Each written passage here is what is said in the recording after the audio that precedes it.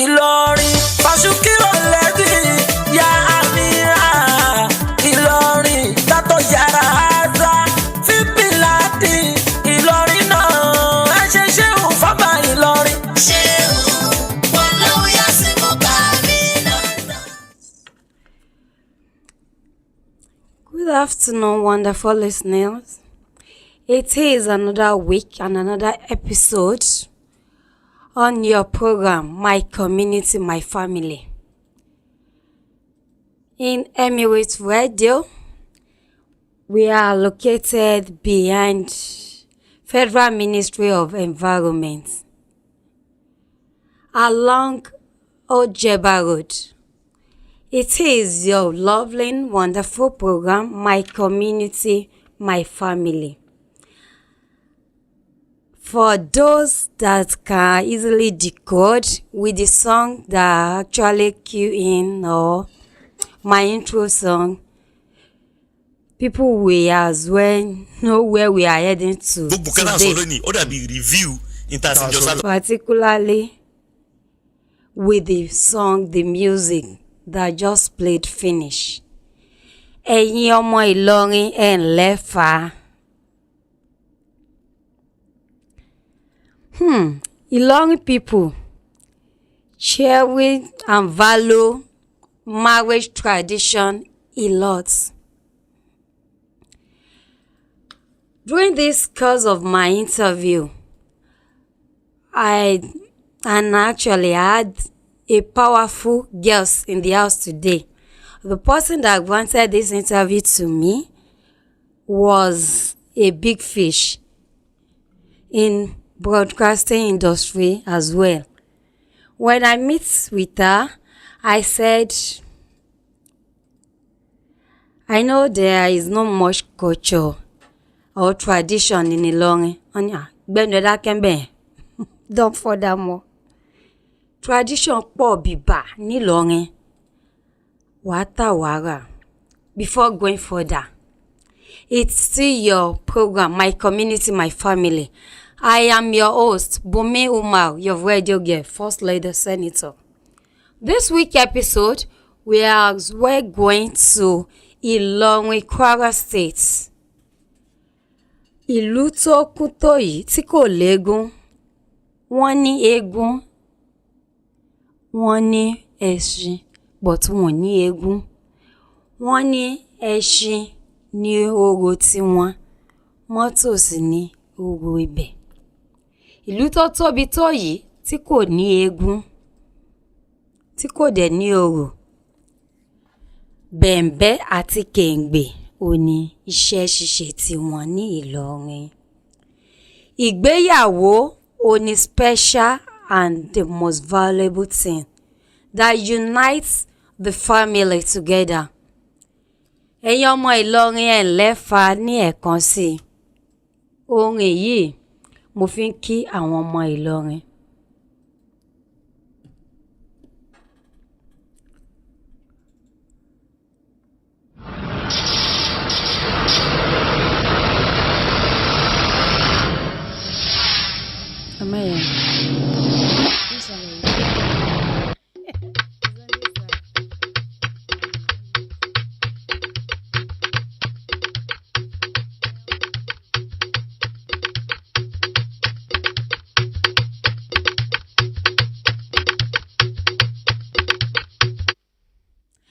I'm using that beat, that is called Kengbe, to welcome in my girls today in the house. With that beat, I know people will know, yes, this is the person that can actually hit the nail, the hammer very well on the nail, rather. The person, let me just say, who caught a big fish in the ocean today. My guest today is the Governor, Association of Nigeria Broadcaster, Hajiya Ramat Abdulkadir Lawan, aka Awani Yoaye.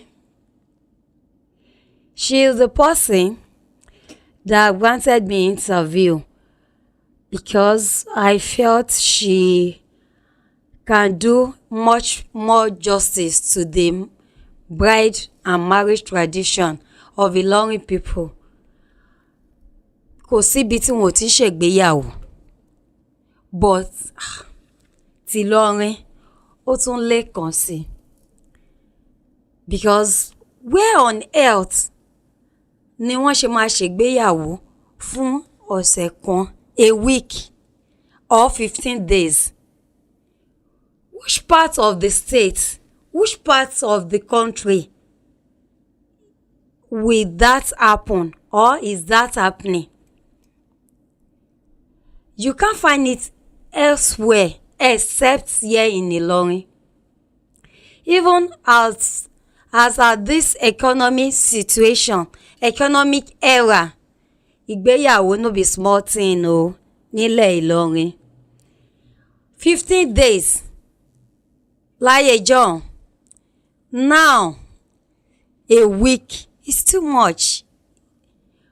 I think to me and to any other person, I know what will be in your mind is wasting of money, time and resources. Fine, but this is their own tradition. This is their culture. This is what unites people together. This is what brings about unity, tradition, many more you get to know. Particularly, you get to know what is called, bras is being called in Fulani culture.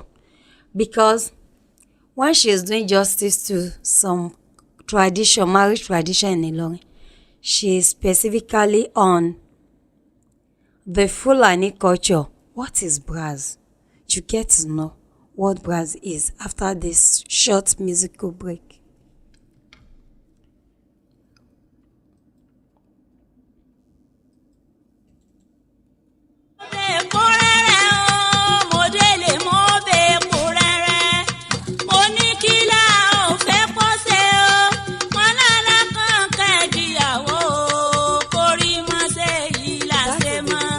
My name is Ramat Lawal Abdulkadri, popularly known as Awani Yoaye. That is the voice of my amiable governor, Association of Nigeria Broadcaster, Ajia Ramat Abdulkadri Lawan, Awani Yoaye. After that short musical break, Ilorin people in Lefa. Ìlọrin tó ń ṣègbéyàwó ọ̀sẹ̀ kan 15 days. I know people will be amazed. Ṣó possible? Ó possible. Ẹ wá sí Ìlọrin. A whole week ni wọ́n máa fi ṣègbéyàwó. Olden days, I learned it was actually 15 days. And bras in Fulani was actually known as Ide. What is the significance, the value of these bras in Fulani culture? To me, before, I thought the bras was actually used for slave people, but later getting to meet her during the process of the interview and explanation, I got to know the Fulani bras, which is known as Ide. It is their culture. Any Fulani that had their marriage or their wedding without being decorated with that bras, in fact, it's a shame to such Fulani. You can't regard yourself as Fulani. And there is what we call Ena Lali. That is what Ilorin people do mostly. There is what they call Sisa or Sisa, that the bride will leave the home at very early hour in the morning and return back at dark. That is not too late in the night, but with a welcoming song of Bembe, which I believe before was usually being used by the royalty, the royal family in Ilorin. But during this course of interview, I got to know it is a way of welcoming the bride anytime their marriage started. And nowadays, she made me know this marriage is not meant for those that got pregnant out of wedlock. But nowadays, even people that had or have 3 to 2 child or 1 child still come back to their family house and still pleaded with their family to get them married. That is what she called Alansi. Furthermore, what is Alansi? Honey, Alamisi. That the Alansi is a borrowed language from Hausa people. So after this song, you will get the opportunity to listen to the proper interview from Ajia Ramat Awani Yoaye.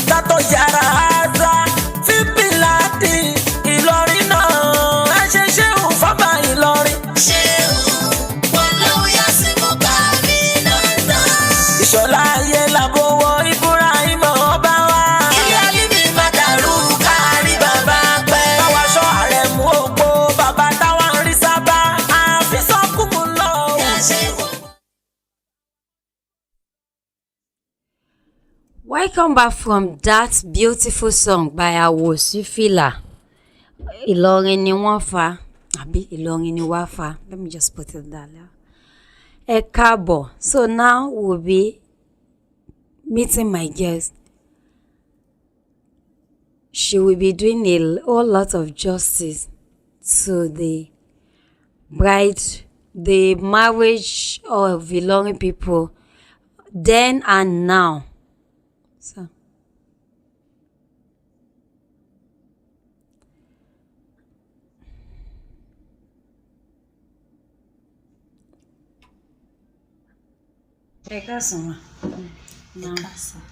the marriage tradition in Ilorin, the way it was being celebrated during this, was it still being celebrated nowadays, ma? Thank you very much. Talk of marriage in Ilorin. Yes, ma. As Ilorin is a cosmopolitan cities, which is comprises of different tribes tradition. Each tribes has their own custom, which are not the same. Like the Fulani part of Ilorin, the Yoruba part of Ilorin, Baruba parts of Ilorin, among others.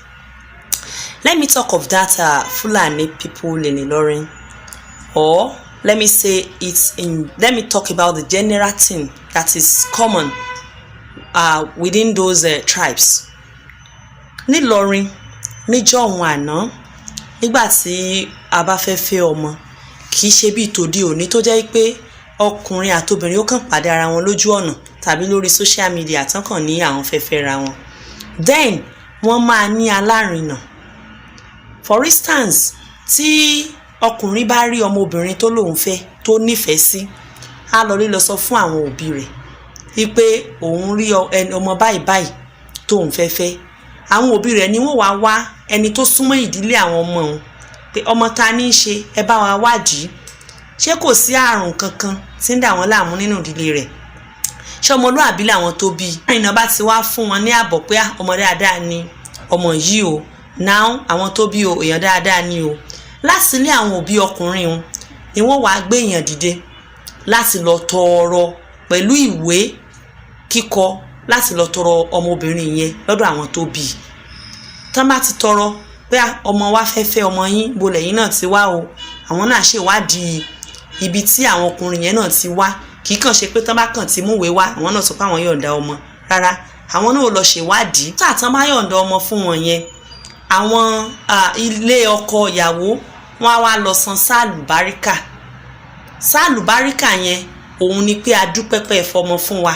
Wọ́n máa ń fi obì àti owó wọ́n máa ń fi san pé thank you o, we really appreciate you for giving us your daughter to marry. Wọ́n á tún ṣẹ̀ wá mú àwọn àgbàlagbà lé lóbìnrin, wọ́n á tún nìkan lọ dúpẹ́. Àwọn ọ̀sánmọ̀rí tí ń ṣe àwọn ọ̀dọ́ lọ́kùnrin, àwọn náà ó tún lọ dúpẹ́. Lẹ́yìn náà àwọn ìyàwó ilé àtàwọn ọmọlé lóbìnrin, àwọn náà ó tún lọ dúpẹ́ pẹ̀lú ìlù tìlù ti fọ́n, àwọn náà ó tún lọ dúpẹ́. That is after the appreciation from the bridegroom's parents to the bride family. After the appreciation, they will then fix the wedding date. We call it ọjọ́ àlàǹsì. Wọ́n lè sọ pé ìyàwó àlàmísì 8 ni o, àlàmísì 10 ni o. So then wọ́n á ṣe wá fi ọjọ́ yẹn léde, wọ́n ó sọ fún mọ̀lẹ́bí lọ́tún, wọ́n sọ fún mọ̀lẹ́bí lósì. So let me now come down to Fulani's tradition.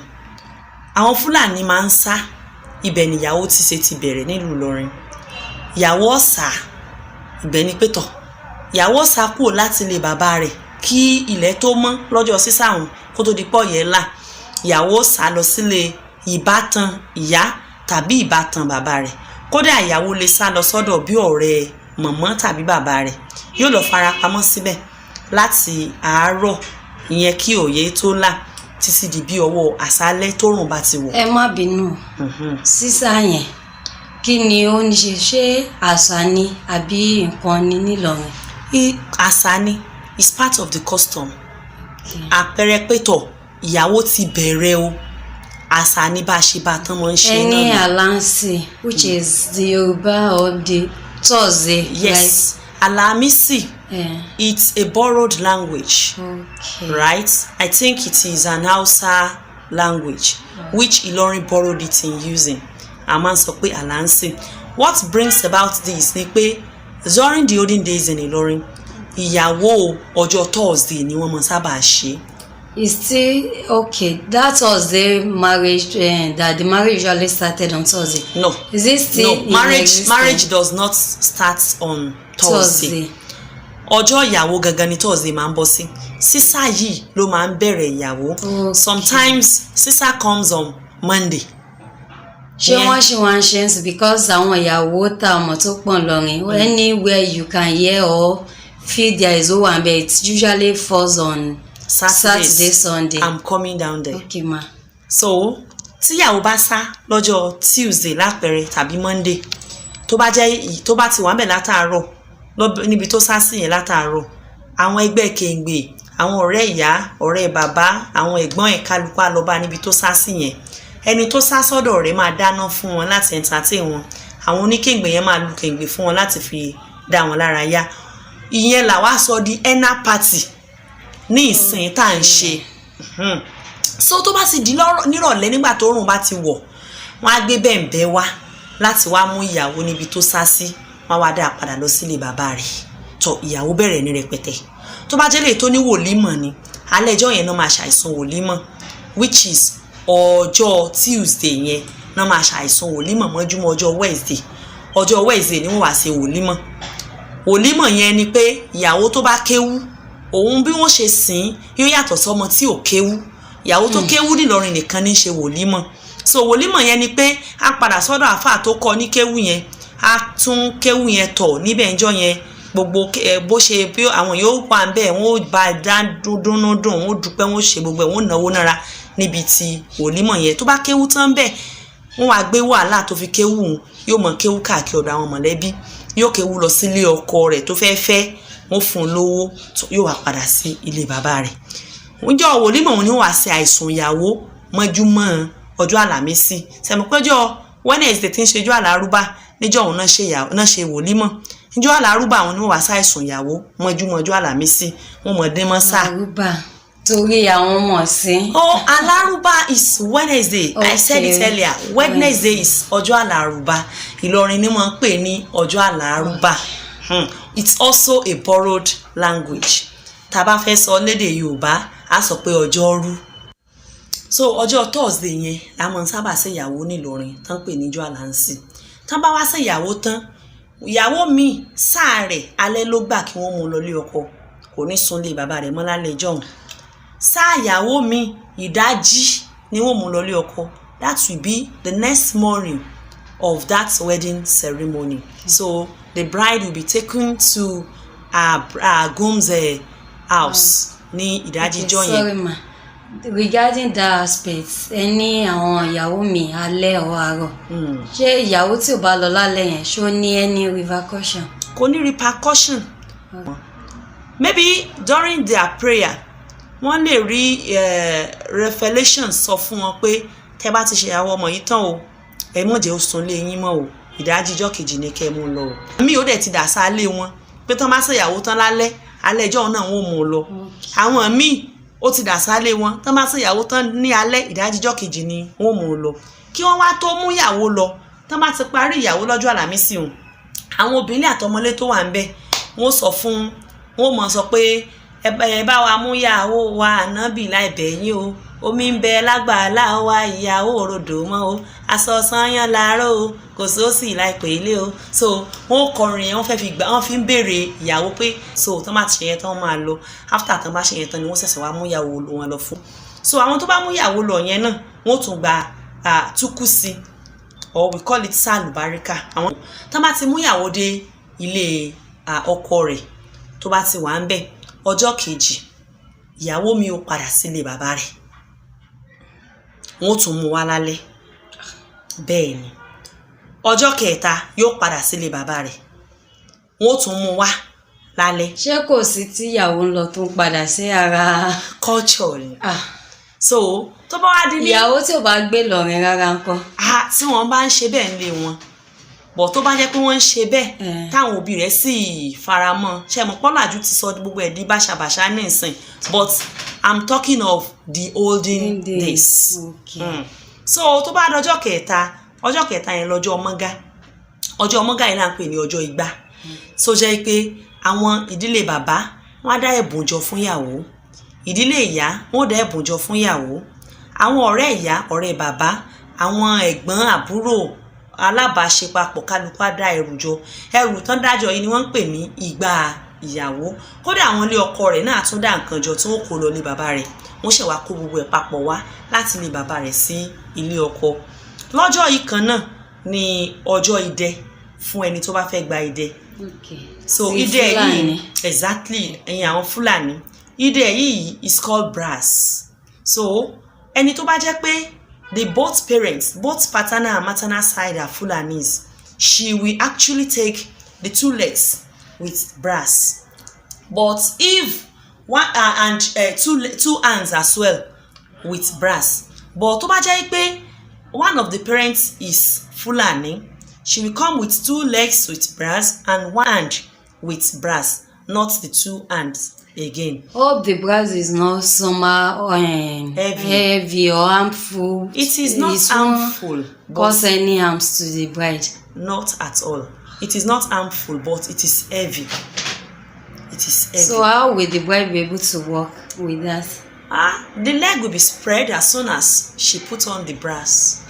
So she spread her leg while walking, otherwise she will fall down. So tí ó bá ti wá gba idẹ yẹn o láti ilé bàbá rẹ̀ ni wọ́n ti fi sí lẹ́sẹ̀.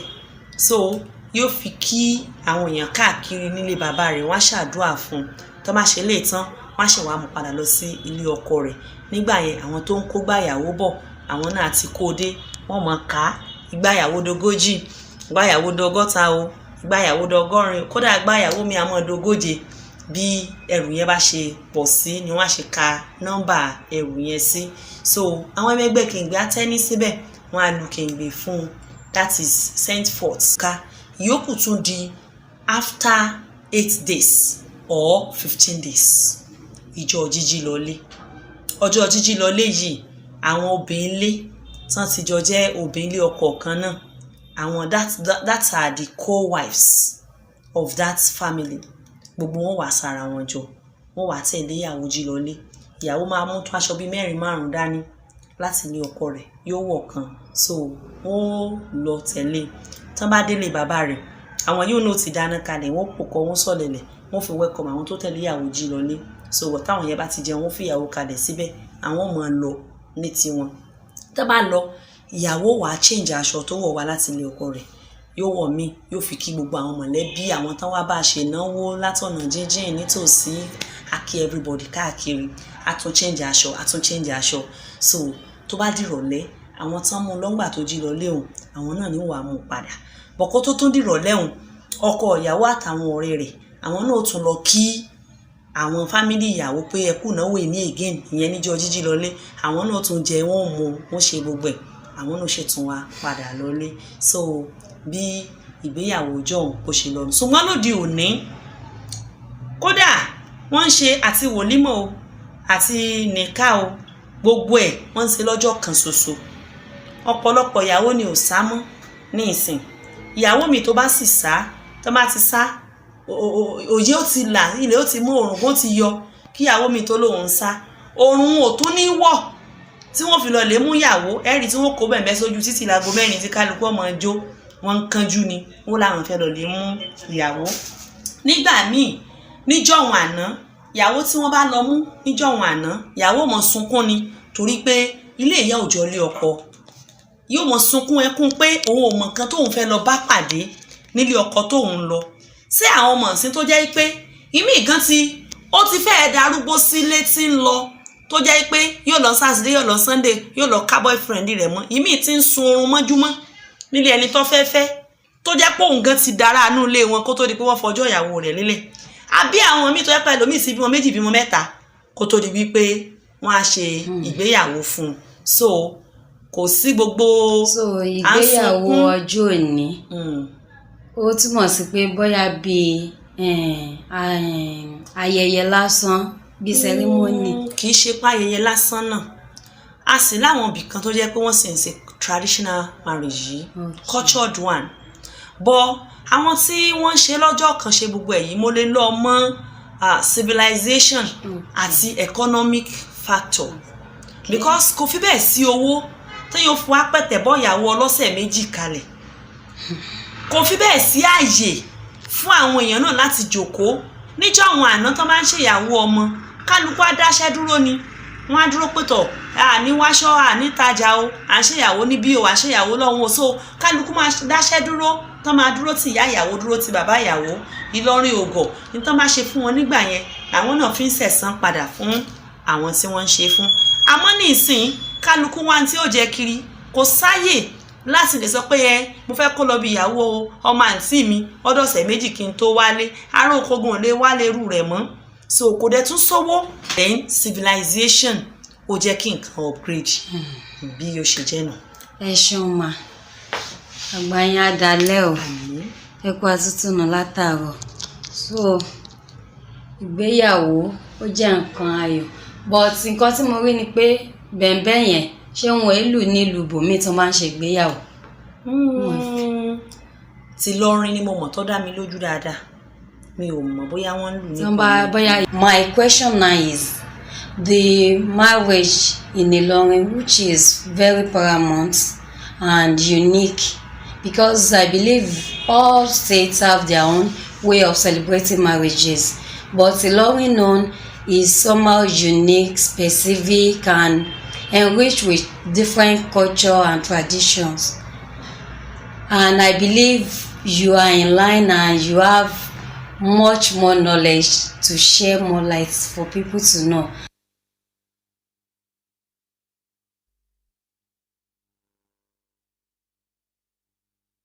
Thank you, ma.